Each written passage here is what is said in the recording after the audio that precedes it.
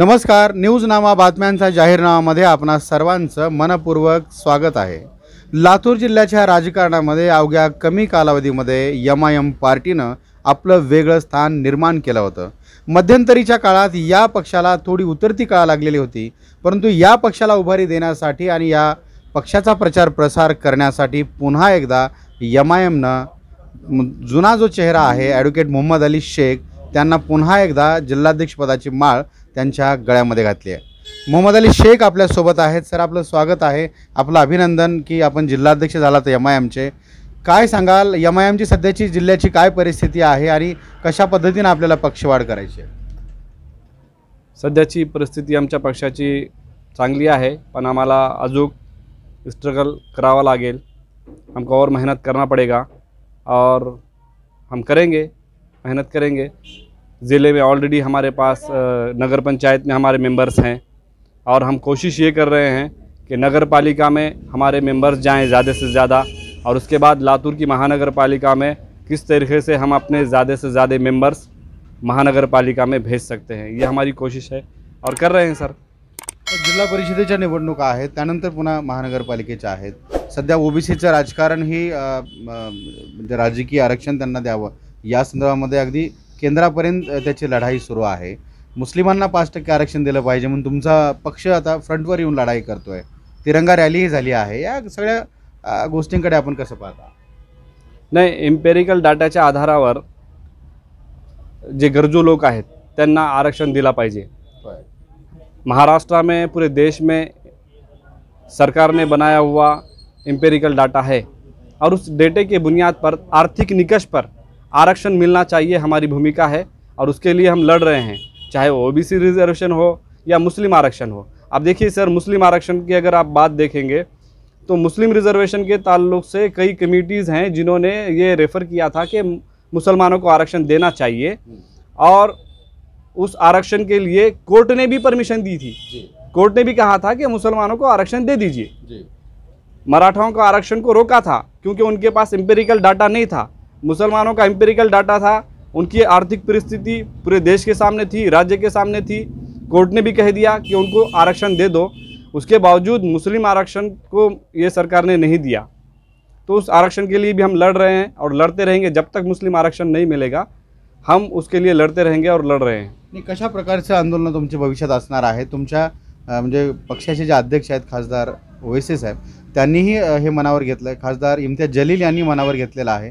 आगामी काळात संघर्ष पाहायला मिळणार आहे मुस्लिम किंवा एकंदरीत त्यांच्या संघटना संबंधित किंवा एमआयएम वर्सेस गवर्नमेंट असा संघर्ष पाहायला मिळेल? डेफिनेटली, बिल्कुल मिलेगा.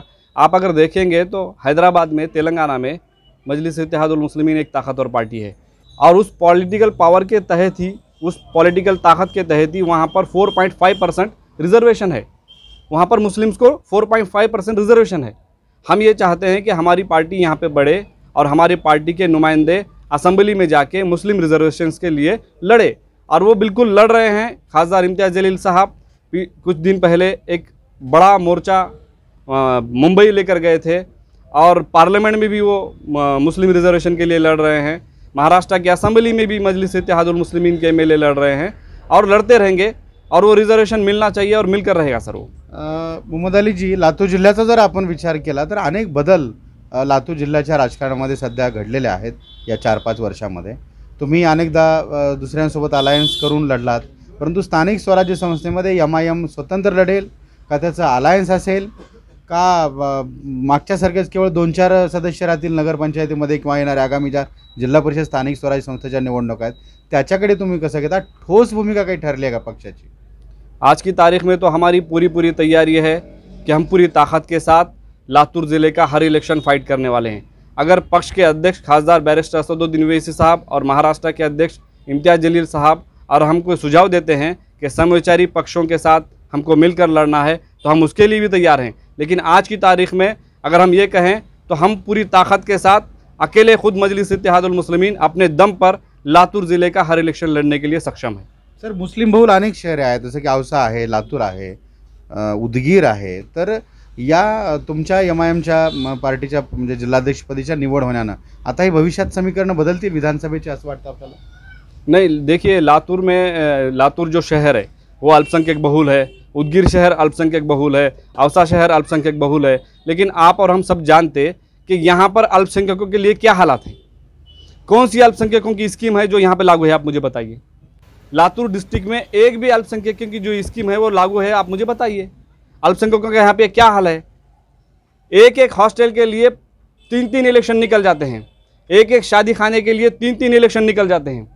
पहले बाप राज करते हैं, फिर बेटे राज करते हैं, लेकिन एक शादी खाना कंप्लीट नहीं होता है। ये अल्पसंख्यकों की यहाँ पर हालत है।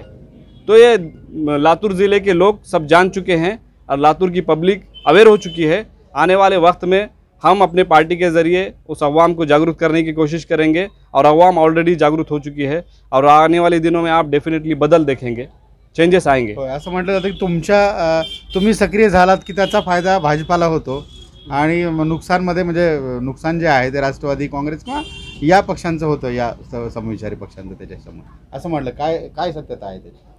अगर आप ऐसा कह रहे हैं तो अभी मजलिस इत्तेहादुल मुस्लिमीन की एक भी सीट नहीं है, फिर भाजपा के इतने सीट कैसे आए? अगर आप औरंगाबाद में देखेंगे कि औरंगाबाद में हमारा खासदार शिवसेना को हरा के आया है। अगर हमारा फ़ायदा कट्टरवादी हिंदू पार्टियों को होता तो शिवसेना नहीं हारती, शिवसेना जीत जाती, कांग्रेस हार जाती।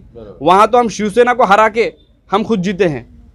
तो जो कट्टरवादी संगठन है, कट्टरवादी पार्टियां हैं, या जो लोग अपना काम नहीं करते चुन के आने के बाद, वो लोगों को हमसे डर है। क्योंकि एमआईएम पार्टी का काम ऐसा है कि असदुद्दीन ओवैसी साहब पार्लियामेंट के टॉप 5 में आते हैं, वो संसद रत्न चुने जाते हैं।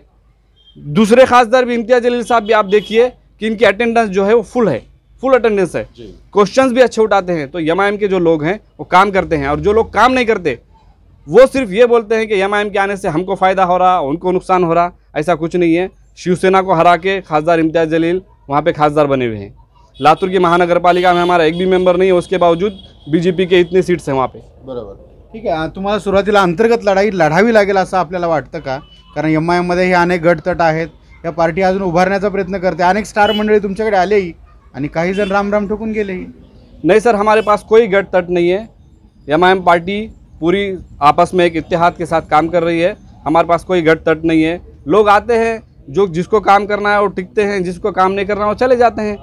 वो जिसकी उसकी मर्ज़ी का सवाल है, लेकिन हमारे पास कोई गट तट नहीं है। मजलिस इत्तेहादुल मुस्लिमीन पूरे ताकत के साथ लातूर का हर इलेक्शन लड़ेगी। ओके, धन्यवाद सर।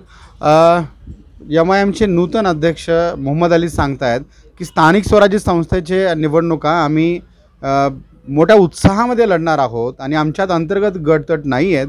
मात्र एमआयएम पार्टीनं येणाऱ्या स्थानिक स्वराज्य संस्थेच्या निवडणुकांमध्ये लक्ष घालणं आणि या एमआयएमच्या जिल्हाध्यक्षपदी मोहम्मद अली यांची निवड होणं म्हणजेच येणाऱ्या काळात लातूरच्या राजकीय पटलावरती अनेक बदल पाहायला मिळणार आहेत।